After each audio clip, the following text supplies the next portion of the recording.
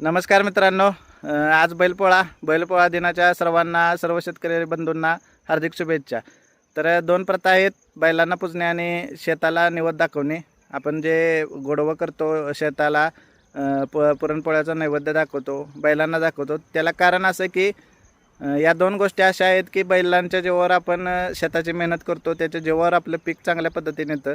आणि दुसरी गोष्ट, जी काळी माती आहे आपली, जे शेत आपल्याला अन्न तयार करून देतं, आपलं पोट भरतं, आपलं आयुष्य सांभाळत असतं, त्या काळ्या आईला सुद्धा पुरणपोळीचा गोड नैवेद्य दाखवणं, नैवेद्य म्हणण्यापेक्षा जे आपण बनवलेलं अन्न आहे ते त्या मातेला दिलं जातं. म्हणून हे अशा पद्धतीने दाखवलं. आता हे आपण इथं ठेवलेलं आहे गुलाल वगैरे लावून अगरबत्ती. ही जी प्रथा आहे पारंपरिकपासून चालत आलेली, आणि अशा या दोन्ही गोष्टींना आपण स्मरलं पाहिजे आणि त्याचं ऋण आपण ठेवलं पाहिजे.